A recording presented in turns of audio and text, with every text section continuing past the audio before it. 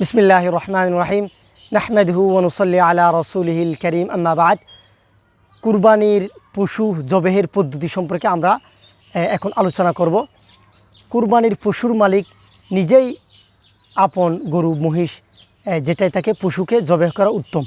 নবী করিম সাল্লাল্লাহু আলাইহি ওয়াসাল্লাম কুরবানির পশু নিজে জবেহ করতেন, এটা হাদিস দ্বারা প্রমাণ পাওয়া যায়।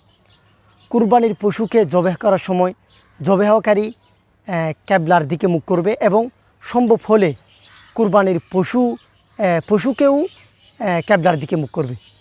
কুরবানির পশুকে শোয়ানোর পর এই দুয়াটি পাঠ করবে, ইন্নী ওয়াজ্জাহতু ওয়াজহিয়া লিল্লাযী ফাতারাস সামাওয়াতি ওয়াল আরদ হানিফাও ওয়া মা আনা মিনাল মুশরিকিন ইন্না সালাতি ওয়া নুসুকি ওয়া মাহইয়ায়া ওয়া মামাতি লিল্লাহি রাব্বিল আলামিন লা শারীকা লাহু ওয়া বিযালিকা উমিরতু ওয়া আনা আউয়ালুল মুসলিমিন আল্লাহুম্মা মিনকা ওয়া লাক।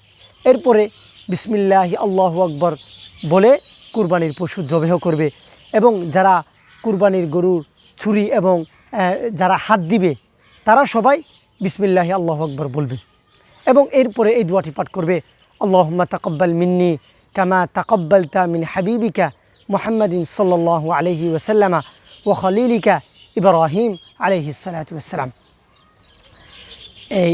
এবং কুরবানির পশুর মধ্যে আমরা জানি 4টি রগ আছে। এই 4টি রগের মধ্যে যে কোনো 3টি রগ অবশ্যই কাটতে হবে। আল্লাহ পাক রব্বুল আলামিন আমাদেরকে কুরবানি সেই সালামতে আমরা যেন কুরবানি করতে পারি সেই তৌফিক দান করুক। আসসালামু আলাইকুম ওয়া রাহমাতুল্লাহ।